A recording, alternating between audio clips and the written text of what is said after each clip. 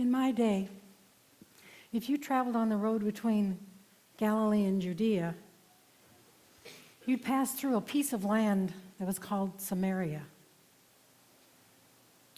Most Jews didn't go that way. They used a different route because the rugged hills were full of thieves and robbers, as well as Samaritans. I'm from Samaria. My village was called Sychar. And actually, my village is famous. Well, not because of me, but because of a well that was dug there by our ancestor Jacob. Now it's been over 4,000 years. In my time, it was the source of water for the whole area. And it was at that well that I met Jesus of Nazareth. And after that, my life was not the same. So I'd like to tell you my story. It started on a normal day. I was going to the well. It was about noon. It was a time of day when I wouldn't meet the good women of my village. And usually I was there alone. And you can imagine my surprise. There was a man seated at the well, resting. And he spoke to me. He asked me for a drink. Well, I imagine my jaw dropped. And I said, "You're asking me for a drink of water?" Now, Samaritans and Jews, if you've read our stories, certainly did not get along. We had a shared history. It goes back to before Abraham. But through the years when our country was invaded so many times by foreign nations, the people in my area began to intermarry with those foreigners. So the Jews considered us racially impure.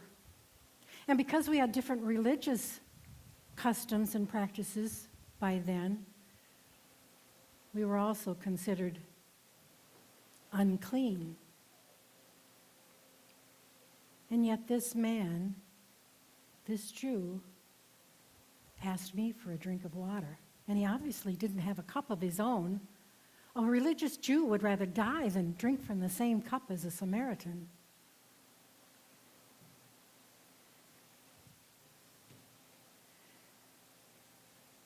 He talked a little bit more to me. And this was very unusual because, well, Jews barely talk to their own women. And here he was talking to me, a Samaritan woman, and somebody who obviously had a reputation, because here I was alone at the well at a time when no other women came to the well.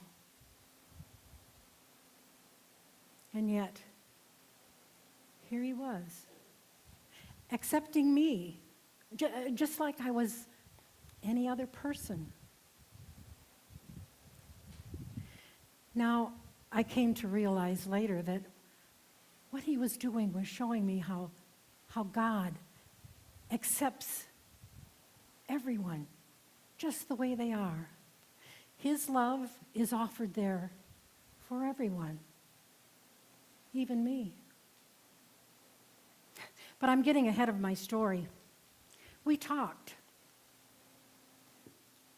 And as we talked, he said to me, "If you knew who you were talking to, you'd ask me for a drink.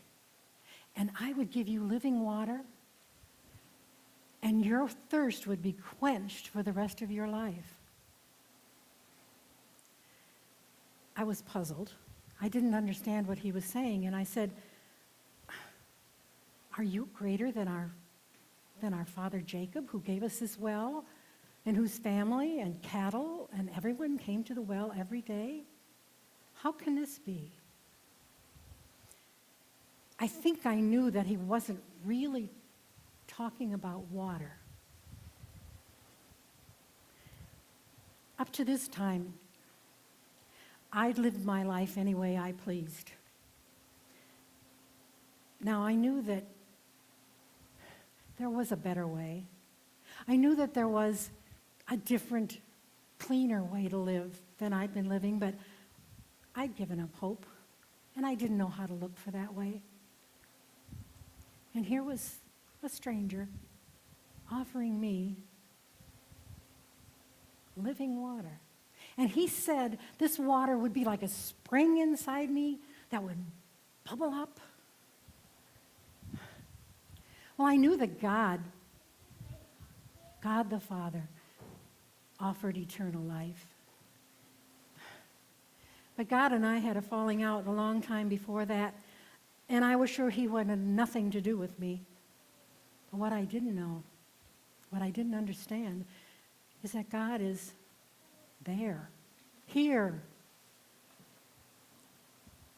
And he doesn't come demanding that you suddenly change and become something different, something more pious and religious. He just is there, offering. And this stranger offered. He offered something that I didn't really even know that I wanted. And I found myself yearning for that better way of living. And so I said to him, "Sir, give me some of that water." But then he took me by surprise and he said, "Go back to the village and go and call your husband." Well, that was a problem. And so I just kind of mumbled something about, I'm not married, I don't have a husband. And he said, "That's true. You've had 5 husbands, and the man you're living with now isn't your husband." Well, how could he know that? Not even the people in my village who knew a lot about me didn't know that much. I could have wanted the ground to swallow me up. But he didn't say it like he was judging me. He said it almost like a doctor who's making a diagnosis, and then he says, "Okay, we found the problem, and now it's time to figure out how we're going to make you well." But I have to admit, I wasn't ready yet. I wasn't ready to think about my lifestyle. So I decided to try to change the subject. I thought if I stuck close to religion, I'd be okay. And so I said, "Sir, I see that you're a prophet. The mountain there, that's where our fathers worshiped God. But you Jews, you want us to go down to Jerusalem to worship at the temple there. Now, which is right?" And he said, "The what, the when, the where of worship, that's not important. You worship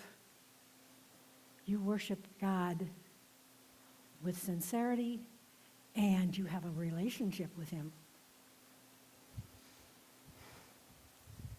Well, I still wasn't ready to stay on the subject of my life. And so I said, "Well, when the Messiah comes, we'll have the answers to all of our questions."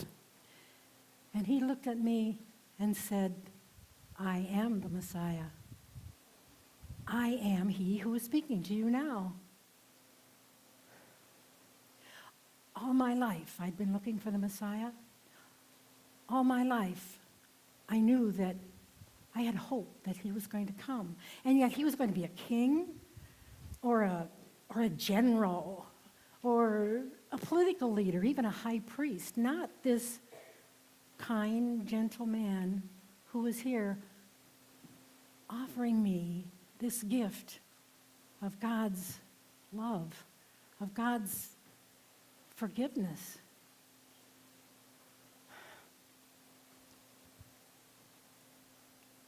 After that, his fellow travelers came back.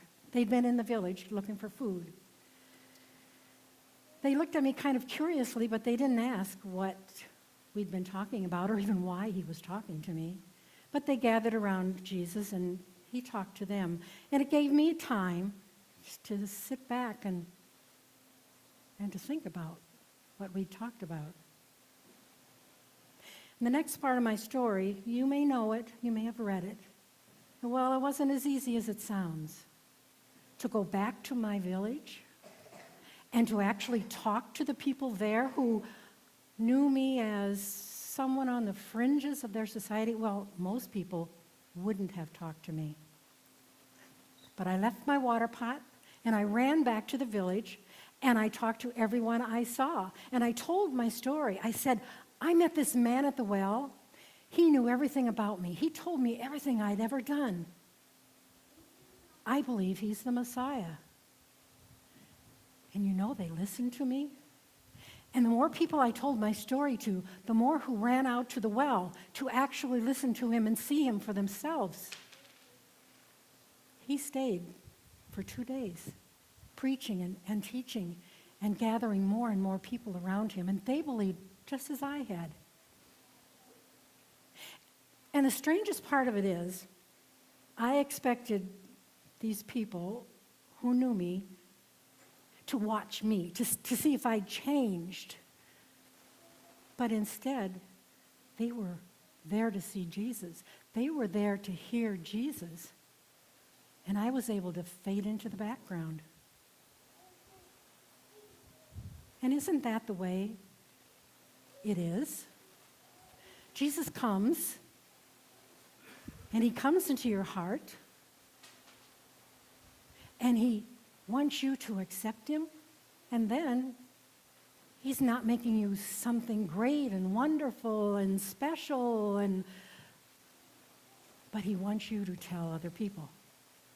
He wants you to tell them of the gift that Jesus has given, the love and the forgiveness, the grace of God that he's given, new life. How many of us let things in our lives stand in our way?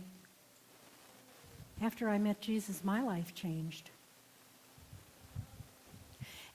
And that living water that he offered to me at the well, he's offering it to you. Take it. Drink it. It's all you'll ever need.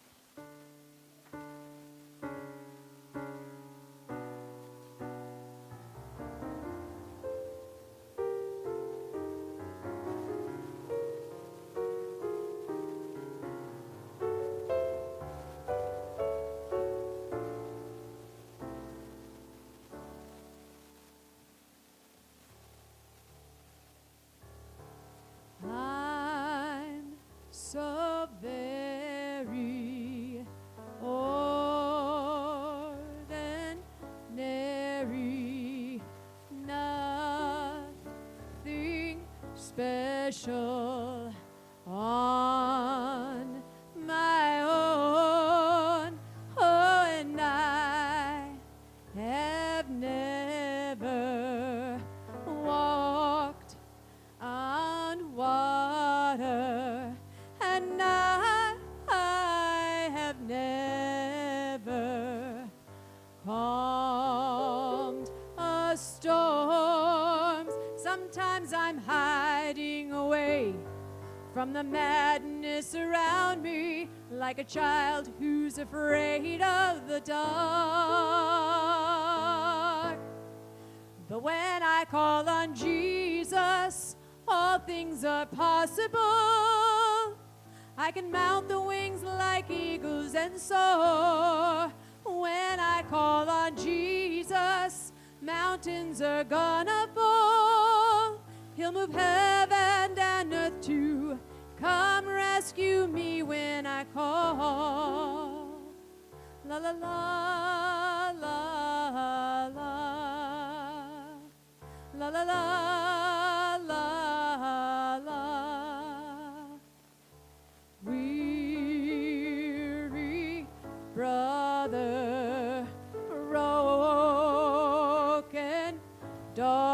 daughter and widowed lover.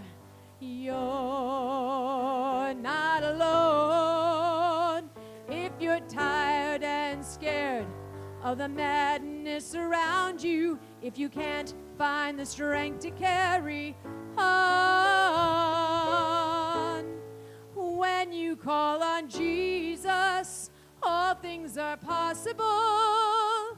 You can mount the wings like eagles and soar. When you call on Jesus, mountains are gonna fall. He'll move heaven and earth to come rescue you when you call